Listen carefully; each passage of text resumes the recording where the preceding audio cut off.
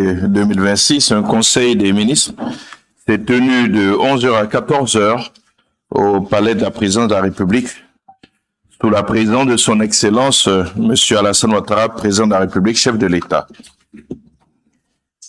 Les délibérations de ce jour ont porté sur 11 points constitués pour l'essentiel de mesures générales, 10 mesures générales, essentiellement donc des projets de décret et une communication.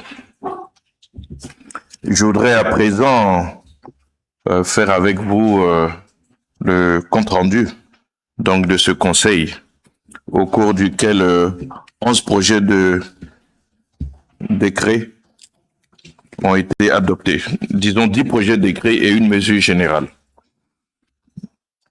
Au titre du ministère des Affaires étrangères, de la coopération internationale en liaison avec les ministères concernés, le Conseil a adopté 5 décrets. Le premier décret porte sur la ratification de l'accord de prêt d'un montant de 17 millions de dollars américains, soit un peu plus de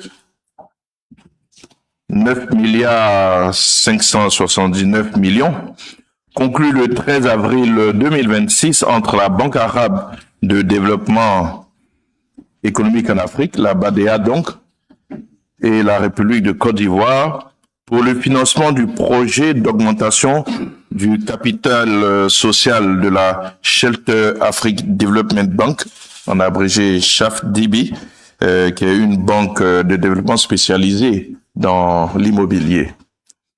Ce financement est destiné à la prise de participation au capital social de Shelter Afrique Development Bank à hauteur de 3,3 millions de dollars américains, ainsi qu'au financement de la souscription à l'augmentation du capital pour un montant total de 13,7 millions de dollars américains.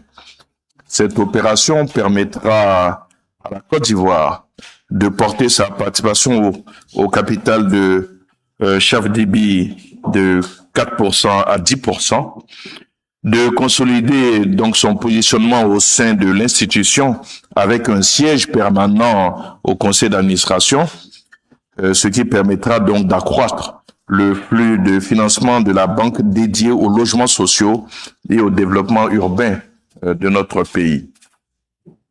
Le deuxième décret porte sur la ratification de l'avenant 3 à la convention de crédit, complément du financement CI 1484-05 d'un montant total de 28 285 257 euros, soit un peu plus de 18 milliards 583 millions, conclu le 11 octobre 2024 entre l'Agence française de développement, donc l'AFD, et la République de Côte d'Ivoire en vue du financement complémentaire du projet d'aménagement des marchés de Boaké et de Yopougon.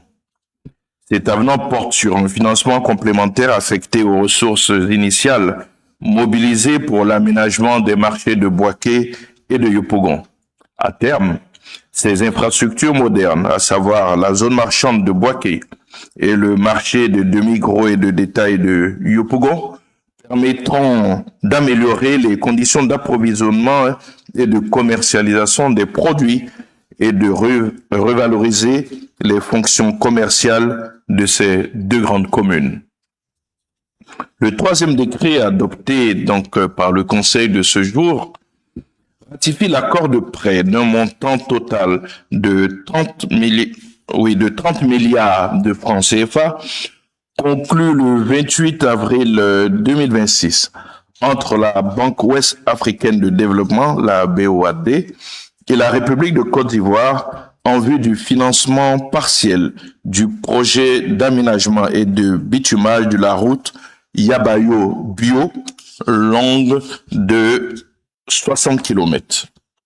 Ce projet vise globalement à renforcer la structure du réseau urbain en vue de soutenir la dynamique de développement économique équilibré du pays.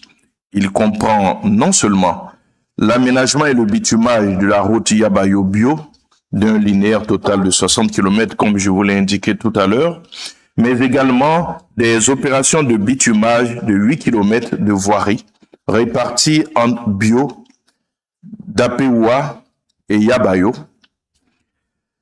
Il permettra également la construction de clôtures pour les établissements scolaires et les centres de santé ruraux, l'aménagement de plusieurs espaces publics à Bio et la réalisation de 10 forages dans la localité de Bio. Le 4e décret, quant à lui, ratifie l'accord cadre de vente à tempérament d'un montant total de 15 250 000 euros, soit un peu plus de 10 milliards de nos francs, conclu le 8 juin 2026 entre la Banque islamique de développement, la BID, et la République de Côte d'Ivoire pour le financement additionnel du projet de construction de routes du centre-ouest en Côte d'Ivoire. Le financement objet de cet accord permettra de réhabiliter en route revêtue 2 tronçons de route de terre d'une longueur totale de 100 km reliant tout le pleu Zouaounien et Seguela Mankono. Il comprend également les travaux d'aménagement connexes, incluant notamment la construction d'ouvrages de drainage, de ponts et de tronçons de voirie urbaine, ainsi que l'aménagement d'éclairage public et des stations de pesage. Enfin, le 5e décret, adopté donc par le Conseil de ce jour, au titre donc de ce même ministère, porte sur la ratification de l'accord de prêt d'un montant total de 87 300 000 euros, soit un peu plus de 57 milliards 200 millions de nos francs, conclu le 5 juin 2026 entre l'Association internationale de développement, l'AID, et la République de Côte d'Ivoire en vue du financement du projet de développement communautaire et local dans l'ouest de la Côte d'Ivoire. Le projet a pour objectif d'améliorer l'accès aux services de base ainsi qu'aux opportunités économiques dans l'ouest du pays. Il prévoit notamment la construction, la réhabilitation, la modernisation et l'équipement d'infrastructures communautaires à petite échelle, notamment des établissements scolaires, des centres d'alphabétisation et des centres de santé identifiés par les communautaires bénéficiaires elles-mêmes. Au plan socio-économique, le projet intègre l'appui en intrants agricoles, l'amélioration de l'approvisionnement en eau potable, le renforcement des réseaux de connectivité entre les zones de production et les pôles économiques et le financement d'activités génératrices de revenus pour l'autonomisation des jeunes et des femmes. Au titre du ministère des Mines, du Pétrole et de l'Énergie, et cela en liaison avec les ministères concernés, le Conseil a adopté 4 décrets portant chacun attribution d'un permis de recherche minière, valable pour l'or, réparti comme suit. Un permis à la société Rose Mining SARL dans les départements de Dianra et de Mankono. Un permis à la société Ximi SARL dans les départements de Dabakala et de Kong. Un autre permis de recherche à la société Pionnier Minéral SARL dans le département de Korogo. Et enfin, donc, le dernier permis de recherche à la société Major Star Plus SARL dans le département de Bundiali. Ces permis de recherche sont délivrés conformément aux conditions techniques et environnementales requises. Leur durée de validité est fixée à 4 ans. Au titre du ministère du portefeuille de l'État et des entreprises publiques, en liaison avec les ministères concernés, le Conseil a adopté un décret autorisant la cession d'un ensemble immobilier du Bureau national d'études techniques et de développement, donc le BNET, objet du titre foncier numéro 4496 de la circonscription foncière de Cocody. L'ensemble immobilier 6 à Cocody, composé d'une parcelle de terrain d'une superficie de 22,2 hectares et des constructions qui y sont édifiées, propriété du BNET, société d'État, est prévu pour être cédé à un opérateur privé spécialisé dans le développement de projets immobiliers et touristiques de grande envergure, dès l'achèvement des travaux donc de construction du nouveau siège du BNET. Conformément à la législation en vigueur en matière d'aliénation des biens immobiliers des sociétés d'État, ce décret approuve les termes de l'opération. Je voudrais à présent, mesdames et messieurs, aborder avec vous la seule communication qui a été adoptée donc au cours de ce conseil. Cette communication est au titre du ministère du Plan et du Développement, en liaison donc avec tous les ministères concernés. Au titre donc de ce ministère, le Conseil a entendu une communication relative au compte-rendu du groupe consultatif pour le financement du Plan national de développement, le PND donc 2026-2030, organisé les 8 et 9 juillet 2026 au Sofitel Hôtel Ivoire d'Abidjan. Cette rencontre, tenue sous la haute autorité du président de la République et la présence effective de monsieur le vice-président de la République, a enregistré plus de 3600 participants issus de 49 pays, comprenant des autorités de haut rang, des principales institutions financières internationales, des banques multilatérales de développement, des fonds d'investissement, des investisseurs privés, ainsi que des partenaires techniques et financiers.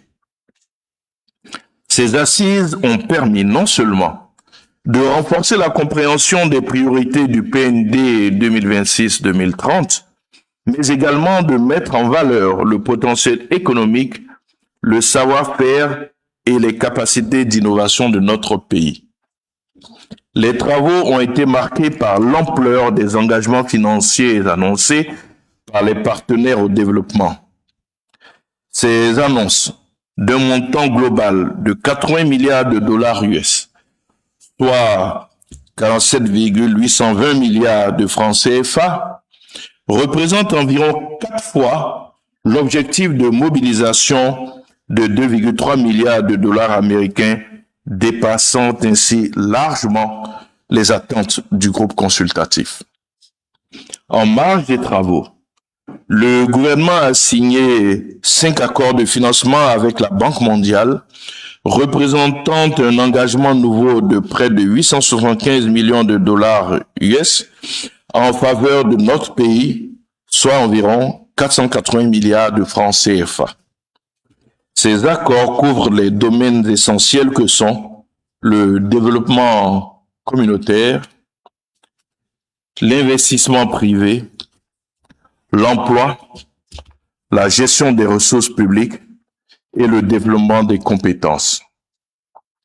Le Conseil salue à nouveau le niveau remarquable des engagements ainsi que cette forte adhésion aux priorités de développement de notre pays qui traduisent la qualité du partenariat entre la Côte d'Ivoire et les institutions multilatérales, les partenaires bilatéraux, les institutions financières, les investisseurs privés et l'ensemble des acteurs du développement qui étaient représentés. C'est sur cette dernière communication qu'a pris fin le Conseil de ce jour. Nous n'avons pas eu de point divers inscrit à l'ordre du jour et la date du prochain Conseil a été fixée au 5 août. Je vous remercie pour votre attention et je me tiens à votre disposition pour les éventuelles questions sur le Conseil dans un premier temps. Vous connaissez la pratique, elle est traditionnelle maintenant.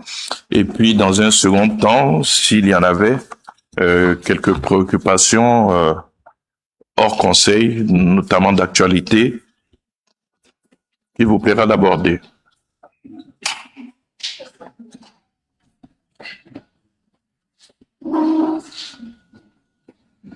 Bonjour, Monsieur le ministre. Kamaludini Tagba de l'agence de presse Bloomberg. Vous avez fini votre point de presse avec la communication plutôt du ministre du Développement. On a entendu de la part du gouvernement que le secteur privé devait contribuer à son 10% au PND. On a vu les partenaires en développement de la Côte d'Ivoire qui ont fait une excellente promesse de 80 milliards de dollars.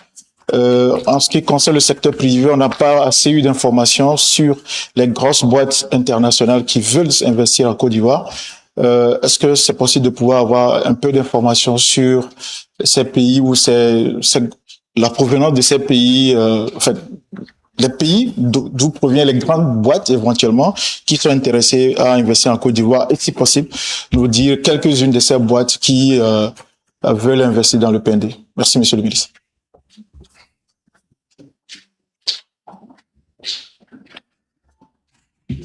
Merci. Je vous ai indiqué qu'on avait 49 pays qui étaient présents. Lors de la deuxième phase de ce groupe consultatif, puisque la première phase a été consacrée aux institutionnels, nous avons eu les annonces que nous avons eues. Et la deuxième phase, c'était essentiellement le secteur privé. Et le secteur privé est intéressé donc par certains grands chantiers que vous connaissez. Notamment le TGV, qui est un des grands chantiers qui va mobiliser donc le secteur privé.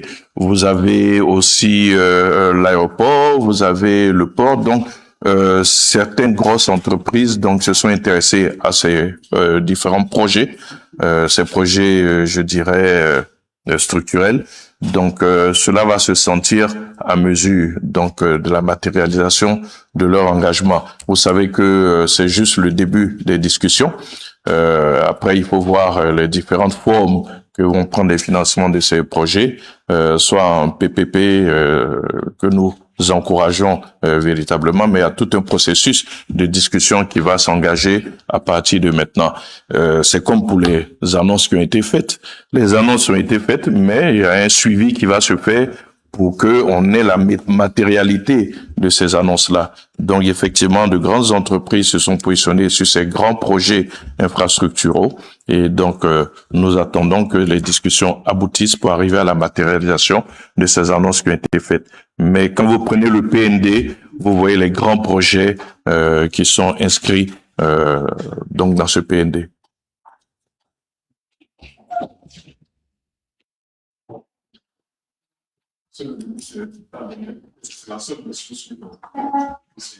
D'accord, ok. Merci. Vous avez d'autres questions? Ok.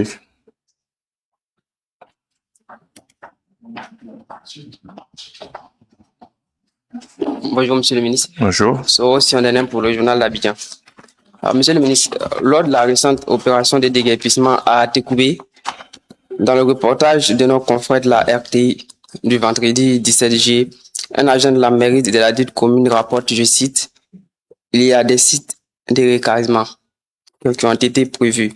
On a sollicité des écoles qui sont dans les environs. On a le groupe scolaire municipalité, le collège dans Paulin Claude, le groupe scolaire Mobio. Au fait, ces populations ne sont-elles pas comprises dans le compte rendu du Conseil des ministres du mercredi 1er juillet rapportant la mise à disposition de 2 sites de relogement, notamment à Songon et puis voilà, sur l'autoroute du Nord. Après aussi, voilà, on a tendance à voir ce tandem déguerpissement et puis après, action de relogement. Monsieur le ministre, c'est quoi le hic quant au recasement des populations déguerpies? Merci. Il n'y a aucun hic. Il y a des sites de relogement qui sont prévus. C'est ceux qui ont été indiqués. Mais il faut bien que, en attendant que ces sites qui sont en train d'être aménagés et qui doivent être construits soient disponibles, que ces populations-là soient quelque part. Les endroits que vous avez cités sont des écoles. C'est bien parce que les élèves aujourd'hui sont en congé qu'on peut loger de façon provisoire des populations dans ces écoles. Même quand vous prenez le cas du déguerpissement de Koumassi, une bonne partie donc des familles a été relogée, recasée de façon provisoire, il faut que je précise, dans une école où d'ailleurs la ministre Bellemonde est partie, donc leur rendre visite récemment. Donc il faut faire la part des choses entre les solutions urgentes qui sont réglées en relogeant les populations déguerpies de façon provisoire dans des écoles, comme c'est le cas d'espèces à Tekoubé et également à Koumassi, et puis donc l'opération de construction de logements sociaux pour toutes les familles donc qui sont déguerpis. Et ça a commencé déjà à Songon, où ceux qui ont été déguerpis d'Adjamé dans le cadre d'opérations précédentes ont été relogés, et comme ce le sera sur les 2 sites que je vous ai annoncés.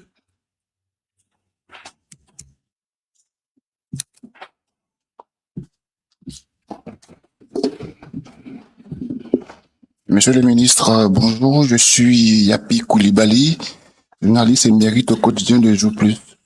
J'ai 2 préoccupations, une à l'international et puis l'autre au plan national. On va commencer par ce qui est d'Abidjan.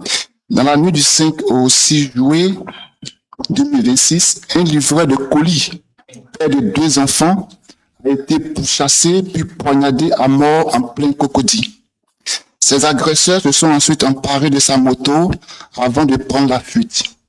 Je profite de cette occasion pour adresser mes sincères condoléances à sa famille, que Dieu accueille son âme dans sa miséricorde. Maintenant, j'aimerais savoir, ce drame doit-il être considéré comme un simple fait divers ou révèle-t-il un véritable problème de sécurité dans notre pays? Merci. À l'international, Jean-Luc Mélenchon, qui fêtera ses 75 ans dans le mois prochain, a qualifié la réélection du président Alassane Ouattara d'absolument anticonstitutionnelle lors d'un meeting politique à Paris. Le leader de la France insoumise a ouvertement attaqué la légitimité du chef de l'État ivoirien, l'accusant d'avoir réalisé une performance électorale qui a consisté à éliminer ses concurrents pour se maintenir au pouvoir. Quelle réaction du gouvernement ivoirien, puis est-ce que la Côte d'Ivoire compte engager des actions légales pour obtenir réparation? Merci. Merci. Pour la première question, c'est un vrai drame, c'est une vraie tragédie quand on regarde le récit de l'assassinat de ce livreur de Yango. Et on peut comprendre donc la révolte légitime qui puisse animer l'ensemble de la communauté.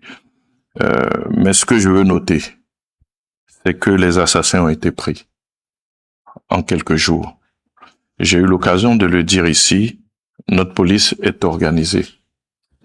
J'ai eu à citer plusieurs cas de crimes qui ont été résolus, parfois dans les heures qui ont suivi, en tout cas en moins d'une semaine. C'est bien la preuve que des efforts ont été faits pour sécuriser notre pays. Il y a quelques années, on n'aurait jamais retrouvé les coupables. Aujourd'hui, dans notre pays, grâce à tous les moyens qui ont été développés, grâce à l'accroissement des effectifs de police, grâce aux moyens qui ont été mis à la disposition des forces de police, je parle de police et de gendarmerie, eh bien, la plupart, je peux même me permettre de dire la quasi-totalité des crimes sont résolus. En tout cas, les coupables sont pris. Ça, c'est à saluer. Maintenant, pour ce qui est de la commission du crime, je connais pas beaucoup de pays où on empêche la commission. On peut dissuader, mais il y a toujours des crimes qui arrivent. Mais ce qui dissuade le plus, c'est quand vous savez que quand vous allez commettre un crime, vous serez pris. Dans notre pays, c'est ce qui se fait. Même des jeunes qui ont volé un ordinateur dans une voiture après avoir cassé la vitre à Angré ont été pris à Boaké. Il y a un maillage du territoire aujourd'hui qui est fait. C'est donc l'occasion de dire à tous les criminels qu'ils ne sont pas cachés. Aujourd'hui, la police a les moyens. Si vous commettez un crime, en fonction de la gravité de ce crime, parce que ça nécessite la mobilisation des ressources de l'État, eh bien, si vous commettez un crime grave, l'État met en parenthèse ce qu'il faisait pour traiter cela. On se concentre sur vous et vous ne pourrez pas échapper. Donc, c'est l'occasion de le dire. Donc, on ne peut pas parler d'insécurité quand on voit que nous avons un indice de sécurité aujourd'hui qui était descendu à 1.2, qui est celui de beaucoup de pays développés. Ça montre donc tous les efforts. Donc, moi, je voudrais qu'on salue cela, qu'on salue les forces de l'ordre qui font tout pour résoudre tous les crimes. Après, il y a une question d'éducation, il y a une question de sensibilisation pour éviter d'en arriver à la commission donc des crimes. Mais nous pouvons nous féliciter déjà du travail des forces de l'ordre. Pour les propos de monsieur Mélenchon, Mélenchon n'est pas un officiel français. C'est un personnage politique qui a fait une déclaration politique qui date d'il y a 8 mois. Bon, vous connaissez le chic des réseaux sociaux de réveiller donc des propos qui ont été tenus donc il y a parfois plusieurs années. Donc nous n'avons pas à répondre à une personne politique. Le gouvernement n'en a pas fait une préoccupation particulière. Ça participe de sa liberté d'expression. Les propos qu'il a tenus n'engagent que lui. Non, c'est pas un officiel français. C'est un homme politique. Et puis les politiques lui répondront.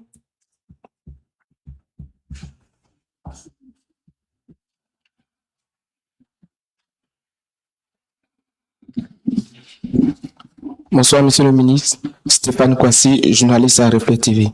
Monsieur le ministre, le 1er juillet dernier, l'autorité ivoirienne de régulation pharmaceutique a publié une liste de 2639 produits cosmétiques jugés à haut risque. Pourtant, ces produits continuent d'être commercialisés sur le marché ivoirien. En dépit de leur non-conformité au décret numéro 2015-288 du 29 avril 2015, qui encadre la fabrication, l'importation et la distribution et la commercialisation des produits cosmétiques et d'hygiène corporelle en Côte d'Ivoire. Ma question est la suivante. Quelles mesures concrètes le gouvernement entend-il prendre pour faire appliquer cette régulation, retirer ces produits sur le marché et protéger efficacement les populations des conséquences sanitaires liées à la dépigmentation artificielle cutanée? Merci, Monsieur le ministre. Merci. Bon, déjà, l'autorité de régulation des produits pharmaceutiques a fait son travail en alertant l'opinion. Après, il y va de notre responsabilité. Vous savez très bien que vous avez toujours des concitoyens, hélas, qui contournent les textes, qui contournent les règles. Il appartient donc aux services de contrôle de faire leur travail, mais ça ne peut pas se réaliser, je dirais, en 24 heures. La décision est prise, les services de contrôle vont entrer en jeu, faire leur travail, mais il y a l'autodiscipline. Normalement, dès lors que ce texte a été pris, mais si les personnes concernées sont disciplinées, elles-mêmes devaient arrêter. Mais si elles ne se conforment pas, elles seront donc soumises à la rigueur de la loi au fur et à mesure qu'elles seront prises et découvertes. Et je pense que les sanctions vont permettre une plus grande généralisation de l'application de ce texte-là. Vous avez pris l'exemple des produits pharmaceutiques, mais nous avons plusieurs exemples comme ça, où il y a des textes qui sont pris et où des Ivoiriens, de façon, je dirais, volontaire, décident de contourner ces textes, et parfois avec la complicité des usagers que nous sommes. Combien de fois est-ce que le ministère des Mines, du Pétrole et de l'Énergie n'a pas interdit l'utilisation du gaz comme combustible pour les voitures. Pourtant, ça se fait. Il y a des usagers qui montent dans ces véhicules, qui sentent bien l'odeur du gaz et puis qui n'exercent pas le contrôle citoyen en disant je monte pas avec toi parce que tu contreviens au texte. Rien que ça, par exemple. Donc, il y a la question du contrôle citoyen. Ce pays nous appartient à tous ceux qui vivent donc dans le pays sont soumis à des textes, à des règles. Nous devons respecter les textes qui sont pris donc dans notre pays et cela, chacun de nous doit y contribuer. Donc, il y a une question de sensibilisation, mais c'est vrai, l'autorité de régulation doit se donner les moyens et il y a des services de contrôle qui travaillent donc au respect des textes qu'il prend, mais sur toute l'étendue du territoire, vous imaginez le temps que ça peut prendre.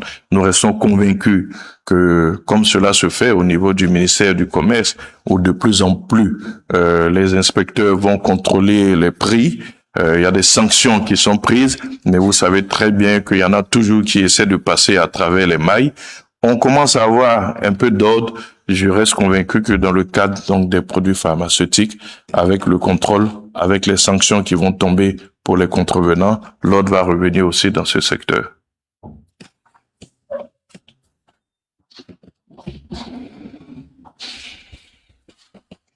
Merci, Monsieur le ministre. Bloomberg, encore une fois.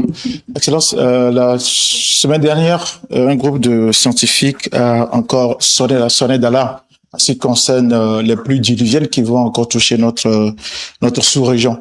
On sait que début de cette année, début de ce mois plutôt, le gouvernement déjà a exprimé, comment ça s'appelle, après qu'on ait eu au moins 59 personnes qui sont décédées dans les premières pluies. Le gouvernement a exprimé sa condoléance plutôt aux populations. Maintenant, devant la menace, cette nouvelle menace qui est en train de souligner les scientifiques, est-ce que le gouvernement est en train de prendre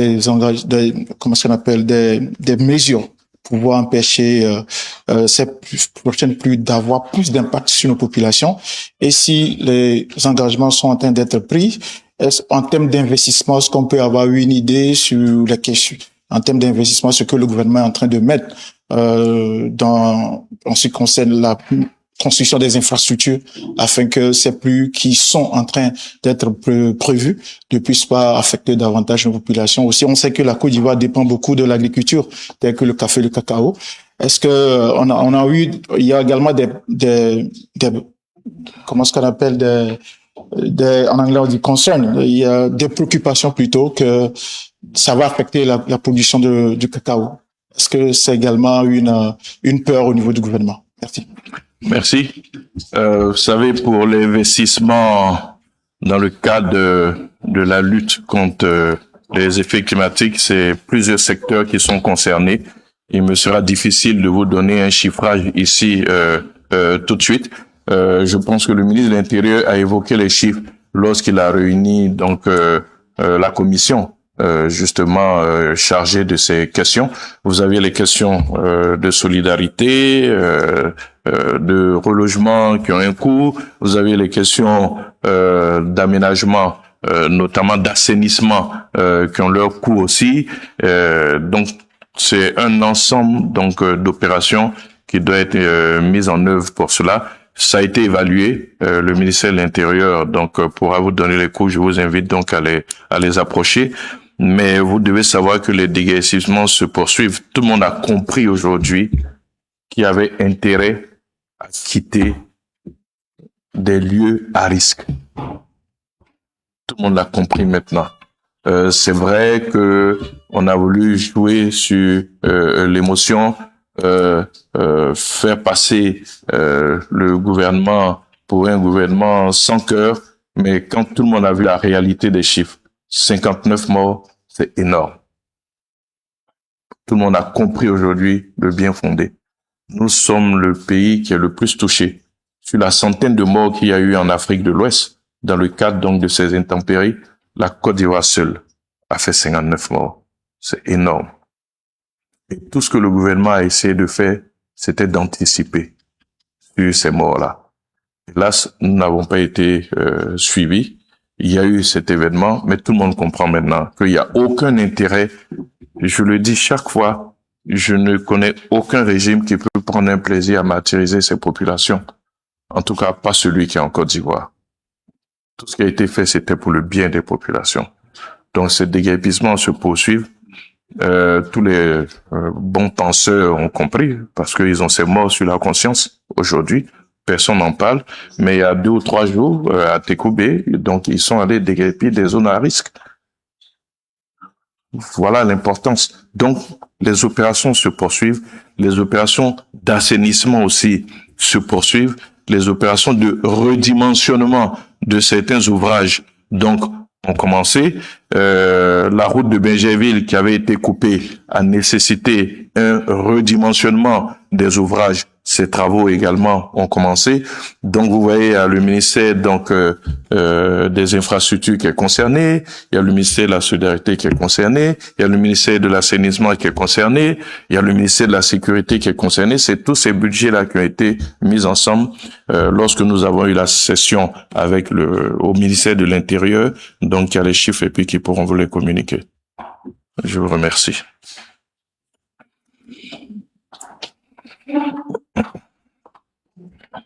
Bonjour, Monsieur le ministre. Je suis Jules Eugène Da pour artici.info. Monsieur le ministre, j'ai 2 petites préoccupations. Une porte sur le secteur du cacao, qui tient une part de son origine de la crise pour le non-respect des recommandations ou exigences du gouvernement. Le gouvernement a décaissé une enveloppe de 291 milliards de francs CFA en janvier dernier pour l'enlèvement du stock résiduel impayé aux producteurs. Nous avons sillonné le pays, mais déjà nous avons quelques éléments de preuve qui font ce bruit au sein des producteurs. Bon nombre de producteurs n'ont pas été rémunérés à la mesure des 2500 francs le kilogramme qui avait été recommandé par le gouvernement et fixé comme prix. C'est à 1200 francs que finalement les acheteurs, sinon les coopératives commis, ont rémunéré ces producteurs.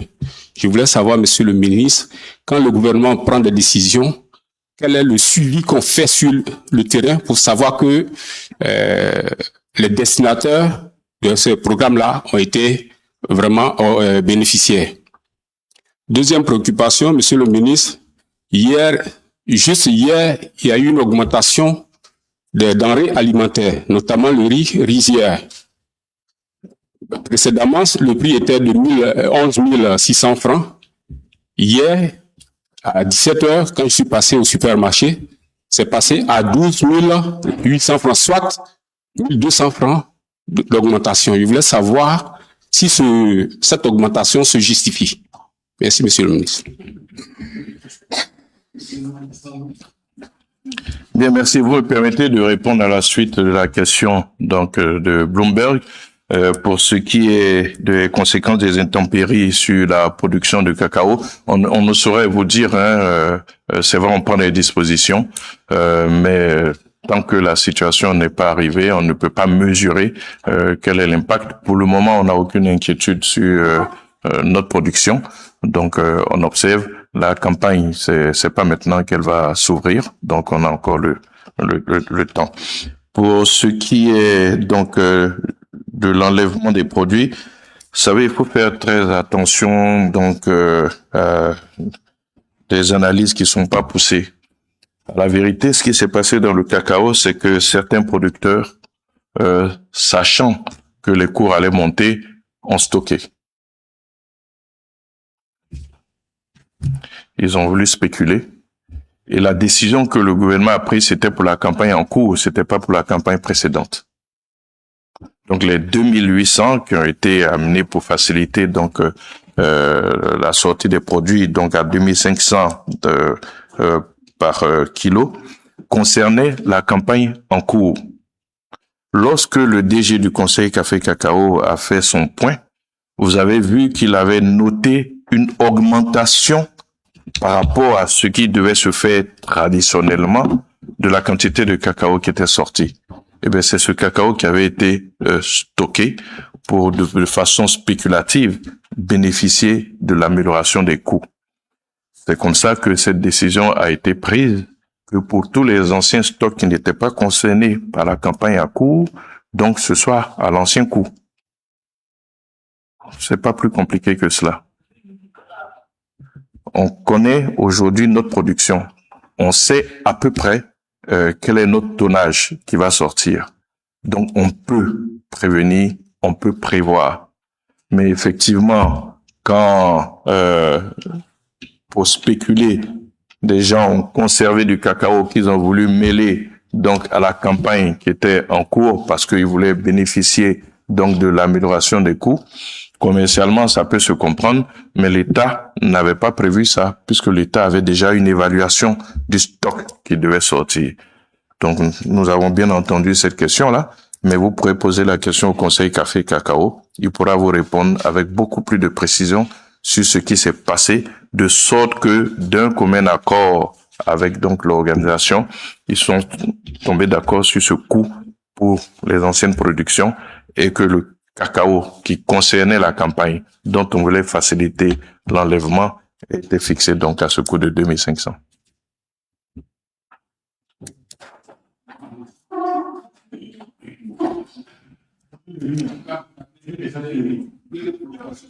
Oui. Pardon? L'augmentation du riz, mais le ministère du Commerce fait les contrôles réguliers. Et si vous savez les magasins qui ont fait cette augmentation, vous les communiquez au ministère du Commerce. Il y a des numéros verts pour cela. J'ai toujours déploré qu'on attende le Conseil des ministres pour poser les problèmes. Le ministère du Commerce envoie régulièrement des agents sur le terrain. Et très souvent, vous entendez des commerçants se plaindre du contrôle. Mais si on ne fait pas le contrôle, on ne peut pas savoir quels sont les opérateurs véreux. Donc, les contrôles ils se font de façon régulière. Il y a un numéro vert pour dénoncer tous ceux qui ne respectent pas les prix. Et je vous prie d'utiliser donc ce numéro vert. À défaut, il y a le 101 qui est simple à retenir. Vous communiquez. Il y aura une mise en relation avec le ministère du Commerce. Il y a eu des situations où des commerces ont été sanctionnés, leurs marchandises saisies, parce que sur dénonciation, on a découvert que effectivement ils avaient augmenté le prix de certains produits. Je me souviens bien, c'était l'huile précisément. Donc, faites confiance aux structures que l'État a mises en place. N'attendez pas le Conseil pour venir me poser des problèmes d'augmentation de 1200, alors que l'État a mis en place toutes les structures qui permettent de répondre à ces préoccupations-là. Je le répète, le ministère du Commerce a des contrôleurs, il a un numéro vert, le gouvernement a un numéro gratuit, le 101, qui permet aux populations de poser leurs préoccupations, quel que soit le domaine, et une mise en relation est faite avec le ministère concerné.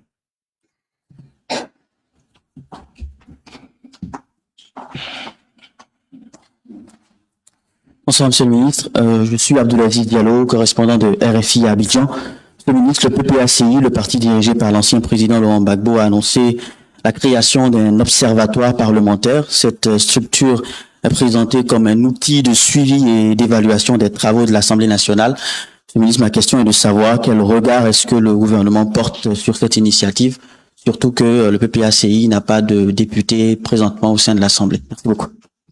Ben, nous n'avons aucun regard à porter. Le PPACI sait comment va fonctionner son observatoire. Dans tous les cas, nous sommes un gouvernement transparent, nous sommes un gouvernement ouvert, nous n'avons rien à cacher. Le PPACI pourra demander tout ce qu'il veut comme information, et bien ça lui sera fourni si c'est demandé dans les règles de l'art. Nous avons une commission d'accès à l'information et aux documents publics qui existe pour s'assurer de la mise à disposition donc de l'information publique et administrative par tout citoyen ivoirien qui le souhaite.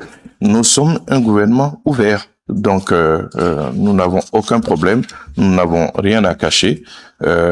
L'Assemblée a su déjà le contrôle de l'action donc de l'exécutif. Maintenant, s'il se trouve que une association politique veut surveiller aussi l'Assemblée, bon, nous ne voyons aucun problème à cela. C'est elle qui sait comment est-ce que cette association, je veux dire, comment est-ce que ça va fonctionner. Nous ne savons pas comment ça va fonctionner.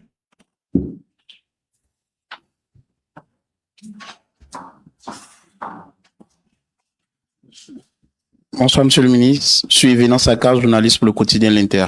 Monsieur le ministre, dans 2 semaines, la Côte d'Ivoire célébrera l'an 66 de son accession à l'indépendance. À cette occasion, le chef d'état-major général des armées a animé une conférence de presse où il a annoncé la participation de 4 pays en tant que pays invités. Est-ce qu'au niveau du gouvernement, il y a des démarches qui ont été entreprises pour inviter d'autres pays? Et puis, si au niveau national, il y a également des démarches qui ont été entreprises pour inviter certaines personnalités telles que l'ancien chef de l'État ivoirien Laurent Gbagbo. Je vous remercie. Il s'agit de la fête nationale et comme vous le savez, pour ces fêtes-là, en général, toutes les personnalités sont invitées. Après, c'est à elles de répondre ou de décliner. Ça ne s'est jamais fait sans que tout le monde ne soit invité. Donc là-dessus, j'ai pas d'autres commentaires à faire. Et vous imaginez que le chef d'état-major ne peut pas avoir fait ces déclarations annonçant que 4 pays seront invités si ce n'est pas passé par le gouvernement. Donc, je pense que ce sera ces 4 pays-là.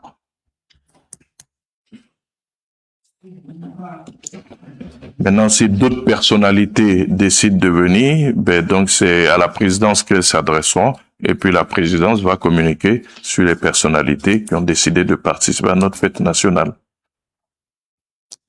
Bonjour, Monsieur le ministre. Balogun Dama pour le Baromètre. Alors, pour revenir encore sur une déclaration du PPCI et du PPACI hier, le parti a répondu à une de vos sorties récentes sur le pacte social développé par l'ex-président Laurent Gbagbo. Le parti dénonce des propos injurieux et incompatibles avec votre fonction de ministre et porte-parole du gouvernement. Il évoque aussi une banalisation de la décision de la CPI. Alors, que répondez-vous à cette sortie? Merci.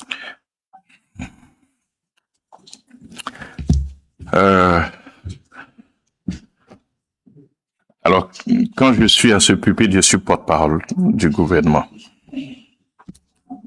Mais je suis également militant d'un parti, je suis RHDP, je suis secrétaire départemental de ce parti, donc il faudrait que les gens acceptent que il y a le porte-parole du gouvernement qui fait son travail, qui fait le compte-rendu, qui répond aux questions qui touchent le gouvernement, et puis il y a le militant. Je ne voudrais pas... Parce que bon, après, chaque fois que vous dites quelques petites vérités, on vous traite d'arrogant. Mais il me plaît de rappeler que en 2010, il y a une autre personnalité de ce pays qui était candidate à sa propre succession.